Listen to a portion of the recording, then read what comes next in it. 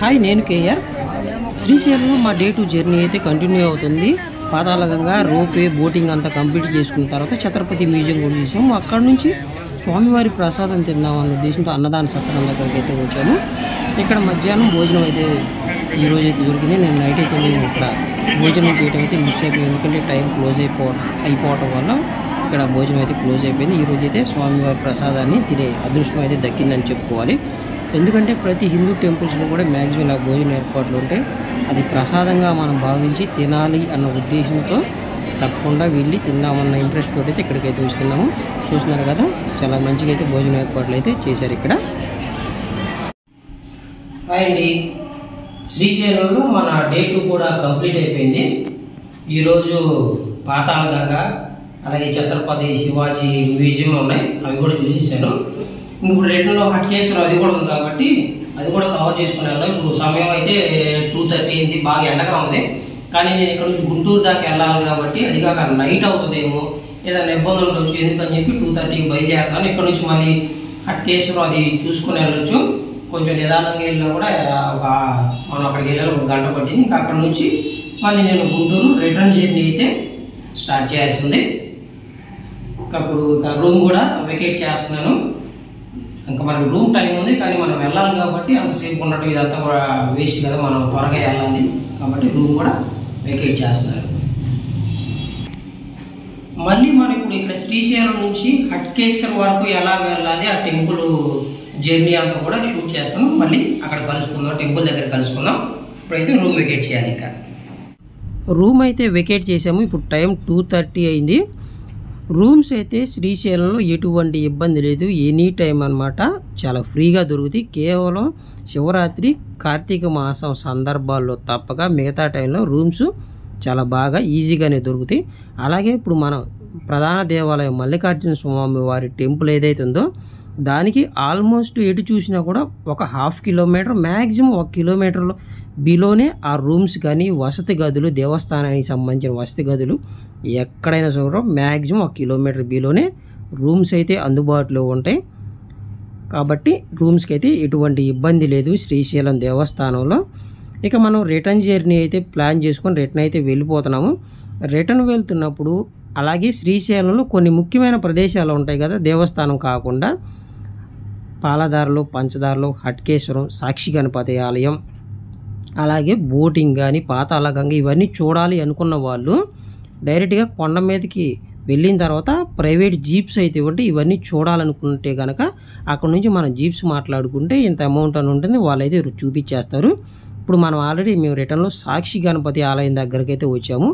మాకు bike journey కాబట్టి మేము వెళ్తున్నప్పుడే సాక్షి గణపతి ఆలయాన్ని దర్శనం చేసుకున్నాము.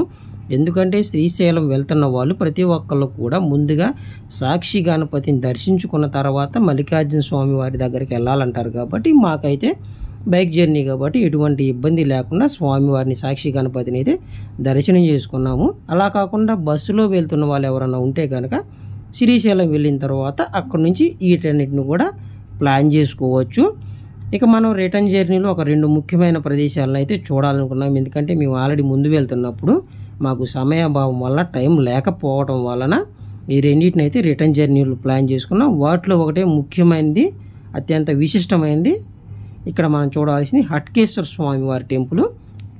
ఎగ్జాక్ట్గా హట్కేశ్వర స్వామివారి టెంపుల్కి ఆపోజిట్లోనే పాలదారులు, పంచదారులు అని ఉంటాయి, వాటిని కూడా చూడాలని అయితే మేము ప్లాన్ చేసుకున్నాం. మనం ఇది హట్కేశ్వర స్వామివారి టెంపుల్ మల్లికార్జున స్వామివారి టెంపుల్కి కేవలం 3 కిలోమీటర్ల దూరంలో మాత్రమే ఉంటుంది. దీన్ని హట్కేశ్వర స్వామివారి టెంపుల్ అంటారు. ఇక్కడ మనకి చాలా ఫేమస్ అయిన శివాలయం ఉంటుంది, అలాగే శ్రీ లలితాపీఠం కూడా ఉంటుంది. ఇక్కడ పరమశివుడు అటికలో అంటే ఉట్టి కుండ పెంకులో వెలియడం వలన ఈ స్వామివారిని అటికేశ్వర స్వామివారి అంటారు. అది పొంగ హట్కేశ్వర స్వామిగా మారిపోయింది. ఇక్కడైతే స్వామివారిని అయితే మేము దర్శనం చేసుకున్నాము.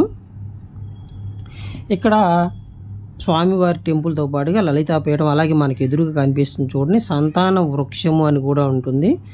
ఎవరైతే పిల్లలు లేని వాళ్ళు ఉంటారో వాళ్ళు వచ్చి ఇక్కడ ముడుపులు కట్టుకొని మొక్కులు తీర్చుకుంటే పిల్లలు పుడతారు అని చెప్పి ఇక్కడ చరిత్ర ద్వారా మనకు తెలుస్తుంది. ఇది హట్కేశ్వర స్వామివారి ప్రధాన టెంపుల్ అన్నమాట. ఇక్కడ స్వామివారిని దర్శనం చేసుకున్న తర్వాత ఆ చెట్టు దగ్గర చూస్తున్నారు కదా సంతాన వృక్షం. అలాగే ఇక్కడ 2 చెట్లు కలిసి ఉంటాయి అన్నమాట. కాబట్టి చూస్తున్నారు కదా ఫేమస్ టెంపుల్ అనమాట. అలాగే పక్కన మనకి లలితాపీఠం కూడా ఉంటుంది. అమ్మవారు లలిత అమ్మవారు అయితే అక్కడ ఉంటారు.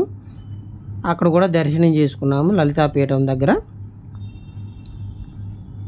చాలా బాగుంటుంది అనమాట. ఇదైతే నేనైతే ఫస్ట్ టైం అనమాట. ఇంతకుముందు 2-3 టైమ్స్ అయితే వెళ్ళాను, కానీ ఎప్పుడు కూడా ఈ లలితాపీఠం కానీ హట్కేశ్వర స్వామి వారిని అయితే నేను చూడలేదు, ఫస్ట్ టైం అనమాట. ఇక్కడ లలితాదేవి అమ్మవారిని దర్శనం చేసుకున్న తర్వాత పక్కనే మనకి ఇంకొక ఉపాలయం ఉంటుంది. అక్కడ సాలగ్రామ శివలింగం అయితే ఉంటుంది. ఎవరైనా స్వయంగా అభిషేకం చేసుకోవాలనుకుంటే ఇక్కడైతే అభిషేకం చేసుకోవచ్చు, కానీ 20 రూపాయలు అయితే ఛార్జ్ వసూలు చేస్తున్నారు. అలాగే సుబ్రహ్మణ్యేశ్వర స్వామి వారి ఉపాలయం కూడా ఉంది. అక్కడ కూడా మనం దర్శనం చేసుకున్న తర్వాత ఇక్కడ మనకు ఒక గోశాల కూడా కనిపిస్తుంది. గోశాలకి ఎవరైనా గోవులకు దానం చేయాలి అనుకుంటే కనుక అక్కడ దానం అంటే డబ్బులను అయితే డైరెక్ట్గా మనం అక్కడ దానికోసం దానం చేయవచ్చు. రసీదు అయితే మనకి ఇస్తున్నారు. అలాగే ఇక్కడ ఇంకొక శ్రీశైలంలో మనం చూడాలనుకున్న ముఖ్యమైన ఇంకొక దేవాలయం ఏంటంటే ఇష్టకామేశ్వరి అమ్మవారి దేవాలయం. మాకు ఎక్కువ టైం లేకపోవటం వలన మేమైతే చూడలేకపోయాం.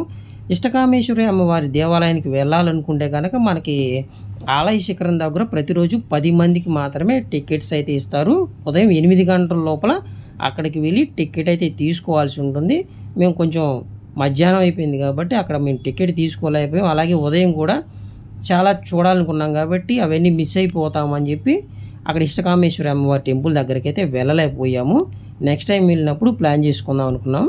ఇంకా మనం బయటకు వచ్చిన తర్వాత హట్కేశ్వర స్వామి వారి టెంపుల్ చూసినాక మెయిన్ రోడ్ మీదకి వస్తే ఎగ్జాక్ట్గా ఆపోజిట్లో పాలదారులు పంచదారులు అని కూడా మనకైతే కనిపిస్తుంది. ఇది కూడా చాలా ప్రాముఖ్యత కలిగిన ప్రదేశం.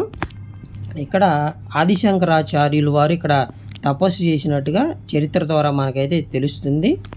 ఈ పాలదారులు పంచదారులు అనేవి కూడా ఎప్పుడు కూడా నిత్యం ఒకేలాగా సేమ్ ఫ్లోలో ఆ వాటర్ అయితే మనకి వస్తూ ఉంటాయి అన్నమాట. ఇక్కడ స్పెషాలిటీ అందులో.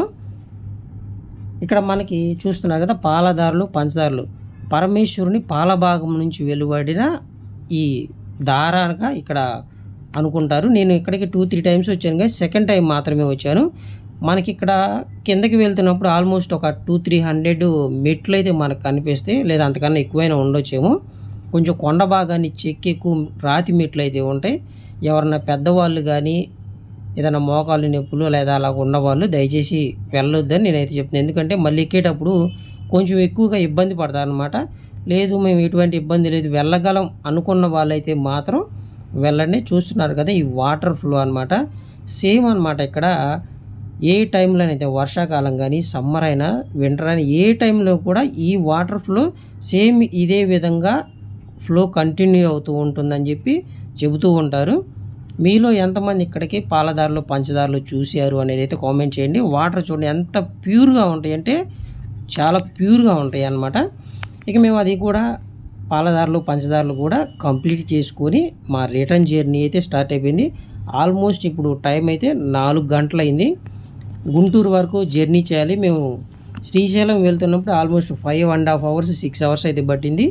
ఇప్పుడు 4 గంటలు అయింది. మనం ఇక్కడ నుంచి మళ్ళీ ఆల్మోస్ట్ 240 kilometers అయితే గుంటూరు వరకు రిటర్న్ జర్నీ చేయాల్సి ఉంటుంది. టైము నైట్ టైంలో జర్నీ కూడా కొంచెం స్లోగా చేయాల్సి ఉంటుంది కాబట్టి కొంచెం త్వరగా వెళ్దాము, సాధ్యమైనంత వరకు త్వరగా వెళ్ళిపోదామని అయితే ప్లాన్ చేసుకున్నాము. అలాగే ఇక్కడ మనం కొండ ఎక్కుతున్నప్పుడు కానీ అలాగే దిగుతున్నప్పుడు అయినా సరే శ్రీశైలం ఘాట్ రోడ్లో ఎంట్రీలు అలాగే శ్రీశైలం పైనుంచి దిగుతున్నప్పుడు కూడా ప్రతి ఎంట్రన్స్లో కూడా చెక్ పోస్ట్ అయితే ఉంటుంది. నైట్ జర్నీ అయితే ఆపేస్తారు. నైట్ ఆల్మోస్ట్ 8 గంటల నుంచి జర్నీ అయితే క్లోజ్ అయిపోతుంది. ఎవరన్నా ఎక్కాలనుకున్నా కొండపై నుంచి కిందకి దిగాలనుకున్నా కూడా దానికన్నా ముందుగానే ప్లాన్ చేసుకోండి. మరీ ముఖ్యంగా అయితే బైక్ జర్నీ చేస్తున్న వాళ్ళైతే అసలు అంతవరకు కూడా ఉండొద్దు అని నా స్పెషల్ రిక్వెస్ట్. ఎందుకంటే నైట్ జర్నీ చేయడం ఈ ఘాట్ రోడ్లో అంత సేఫ్ అయితే కాదు అనేది నా అభిప్రాయం అనమాట. కాబట్టి ఎవరైనా సరే చీకటి పడి లోపుగానే కొండ దిగి కిందకి రావడానికైతే ట్రై చేయండి. మేము ఆల్మోస్ట్ గుంటూరు వచ్చేటప్పటికి టైము 9:30 దాటిపోయింది, 10 వరకు అయింది. కొంచెం నైట్ జర్నీ కాబట్టి స్లోగా కూడా జర్నీ అయితే వచ్చాము. అంత పగలు వచ్చినంత సాఫీగా అయితే మనం జర్నీ చేయలేం కాబట్టి సాధ్యమైనంత స్లోగా అయితే వచ్చాము. ఈ వీడియో మీకు అందరికీ నచ్చిందని అనుకుంటున్నాను. ఇటువంటి మరిన్ని హిందూ టెంపుల్స్ని అయితే నేను ఎక్స్ప్లోర్ చేయడానికి అయితే ట్రై చేస్తూ ఉంటాను. మన చరిత్ర అలాగే మన సంస్కృతి మన టెంపుల్స్ చూపించడం చూడాలన్నా కూడా నాకు చాలా ఇంట్రెస్ట్ అనమాట. ఇటువంటి మరిన్ని దేవాలయాలకు సంబంధించిన చరిత్ర వాటిని చూపించాలని నేనైతే ఎప్పటికప్పుడు ప్లాన్ చేసుకొని మీకైతే మంచి మంచి అప్డేట్స్ అయితే మంచి వీడియోస్ అయితే పోస్ట్ చేస్తూ ఉంటాను. ఈ వీడియోస్ మీకు ఏమాత్రం నచ్చినా సరే మన ఛానల్ అయితే ఫాలో అవుతూ ఉండండి, లైక్ చేయండి. అలాగే మీ ఫ్రెండ్స్ అండ్ ఫ్యామిలీకి కూడా మన ఛానల్ అయితే ప్రిఫర్ చేయండి. ఈ వీడియో మీకు ఏమాత్రం నచ్చినా ప్లీజ్ ఒక లైక్ చేయండి. మీకు ఏమాత్రం నచ్చినా సరే ప్లీజ్ ఏదో ఒక మంచి కామెంట్ అయితే చేయండి. Thank you so much.